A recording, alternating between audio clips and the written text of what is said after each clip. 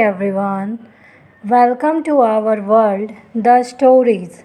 Today we will learn a new story. The story name is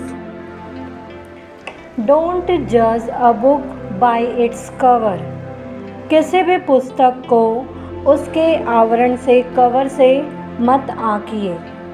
So let's start this story. A couple went for a cruise tour to enjoy their private honeymoon while leaving their children at home. एक जोड़ा अपने बच्चों को घर पर छोड़कर अपने निजी हनीमून का आनंद लेने के लिए क्रूज टूर पर गया था. Unfortunately, the cruise ship was sinking due to catastrophic weather conditions. दुर्भाग्य से विनाशकारी मौसम की स्थिति के कारण क्रूज जहाज डूब रहा था. The couple finally made their way to the lifeboat area but there was only space for one person left. दंपति ने आखिरकार लाइफ बोट क्षेत्र में अपना रास्ता बना लिया, लेकिन केवल एक व्यक्ति के लिए ही वहाँ जगह थी. The man jumped onto the lifeboat, leaving his life on the sinking ship. पत्नी को डूबते जहाज पर छोड़कर वह शख्स लाइफ बोट पर कूद गया. The wife stood on the sinking ship and shouted to her husband, saying, पत्नी डूबते जहाज पर खड़ी होकर चिल्लाते हुए पति से बोली. The teacher paused the above story and asked her students in the classroom, let's guess. What do you think she shouted to her husband? शिक्षिका ने उपरोक्त कहानी को वहीं पे विराम दिया, रोक दिया और कक्षा में अपने छात्रों से पूछा, चलो अनुमान लगाते हैं, आपको क्या लगता है कि उसने अपने पति को क्या कहा होगा चिल्लाकर? क्यों चिल्लाया होगा अपने पति पर? I hate you, I was blinded by you. मुझे आपसे नफरत है, मोह के अंधेरे में मैं अंधा हो गया हूँ. The teacher notice that there was a student who sat quietly and asked him. शिक्षक ने देखा कि एक छात्र जो था चुपचाप बैठा था और उससे पूछा. तो छात्र ने उत्तर दिया, the student answered, teacher I believe she would have shouted, take care of our children. शिक्षक, मुझे विश्वास है कि वह चिल्लाती होगी, हमारे बच्चों का ख्याल रखना. The teacher was shocked and asked. शिक्षक चौंक गया और उसने पूछा, have you heard this story before? क्या आपने यह स्टोरी कहानी पहले सुनी है? The student shook his head and said. छात्र ने सिर हिलाया और कहा, no, but before my mother passed away to disease she told my father the exact same words. नहीं, लेकिन इससे पहले कि मेरी माँ भी बीमारी से चली गई थी, मर गई थी, तो उन्होंने भी मेरे पिता को यही शब्द कहे थे. The teacher was amazed and praised, your answer is excellent. शिक्षक चकित हो गए और उसकी प्रशंसा की और कहा, आपका आंसर उत्तर उत्कृष्ट है. The cruise sunk and the man return home and brought up their children single handedly. Cruise डूब गया और वह आदमी घर लौट आया और अपने बच्चों को अकेले ही पाला. Many years later, after the death of the man, their daughter who had been accusing her father found her father's diary while tidying his belongings and she found out the truth. उस आदमी की मौत के कई साल बाद उनकी बेटी, जो अपने पिता पर आरोप लगा रही थी कि आपकी वजह से मेरी माँ चली गई, तो उसने अपने पिता की डायरी को अपने सामान की सफाई करते हुए पाया और उसे सच्चाई का पता चल गया। He turns out that when her parents went onto the cruise ship, the mother was already diagnosed with an incurable disease. यह पता चला कि उसके माता पिता क्रूज जहाज़ पर गए थे तो माँ को पहले से ही लाइलाज बीमारी का पता चला था। During the crucial moment on the sinking ship, her father rushed to the only space left on the lifeboat. डूबते जहाज पर महत्वपूर्ण क्षण के दौरान उसके पिता लाइफ बोट पर बचे एकमात्र स्थान पर वो पहुँचे और उन्होंने अपनी जान बचाई।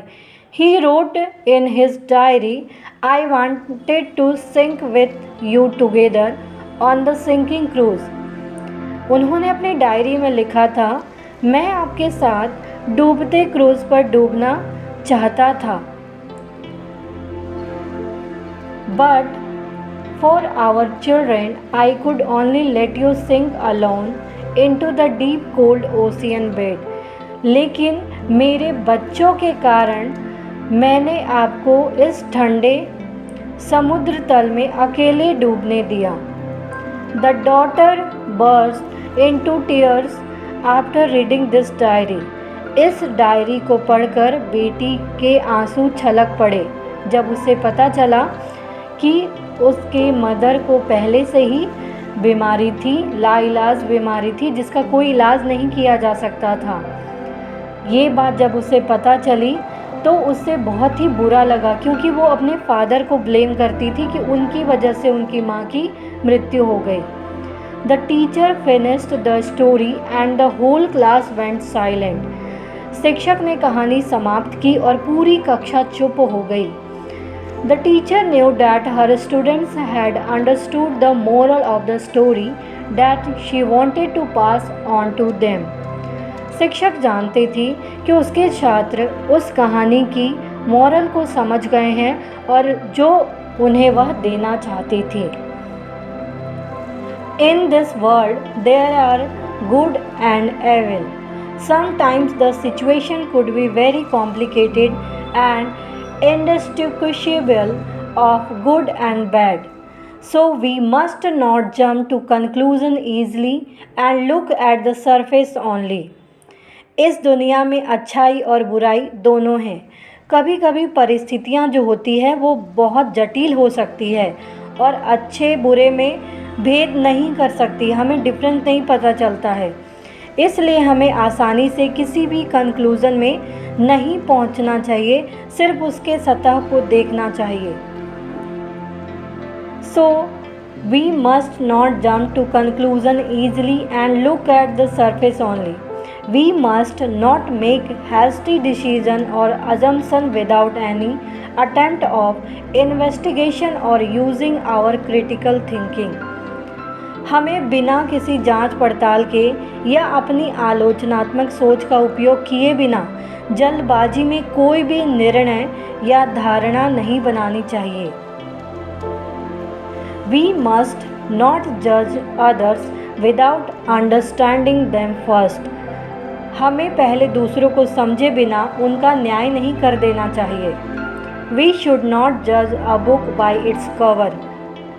हमें किसी पुस्तक को उसके कवर से नहीं आंकना चाहिए। Moral lesson: for those who usually pay the dinner bill, it is not because they are rich but they treasure friendship more than money. जो लोग आमतौर पर रात के खाने का बिल का भुगतान करते हैं, ऐसा इसलिए नहीं है क्योंकि वो अमीर है, बल्कि वे पैसे से ज़्यादा अपनी दोस्ती को संजोते हैं, दोस्ती को महत्व देते हैं। For your colleagues who take the initiative at work, do so not because they are stupid, but they understand the concept of responsibility. अपने सहकर्मियों के लिए जो आप काम पर पहल करते हैं, आपके लिए आपकी मदद करते हैं, ऐसा इसलिए नहीं है कि वे मूर्ख हैं, बल्कि वे जिम्मेदारी की अवधारणा को समझते हैं। Those who apologize first after a fight do so not because they are wrong, but because they value the people around them. जो लोग लड़ाई के बाद सबसे पहले माफ़ी मांगते हैं, वे ऐसा इसलिए नहीं करते हैं क्योंकि वे गलत हैं, बल्कि इसलिए करते हैं क्योंकि वे अपने आसपास के लोगों की कद्र करते हैं। Those who are willing to help you do so not because they owe you anything, but because they see you as a true friend. जो लोग आपकी मदद करने को तैयार हैं, वे ऐसा इसलिए नहीं करते हैं क्योंकि वे आप पर कुछ भी बकाया है आपका उन पर, बल्कि इसलिए वे आपको एक सच्चे दोस्त के रूप में देखते हैं। इसीलिए वो आपकी हेल्प करने की इच्छा रखते हैं। Those who text you frequently does not mean he or she has nothing better to do, but because he or she was missing you terribly. जो लोग आपको बार बार टेक्स्ट करते हैं, इसका मतलब यह नहीं है कि उसके पास करने के लिए कुछ उससे बेहतर नहीं है, बल्कि इसलिए वो ऐसा करते हैं क्योंकि वो आपको बहुत याद करते हैं। तो उम्मीद है आपको ये स्टोरी समझ में आई होगी। तो प्लीज़ आप इस स्टोरी को लाइक करना, शेयर करना, सब्सक्राइब करना, कमेंट करना ना भूलें। Thank you.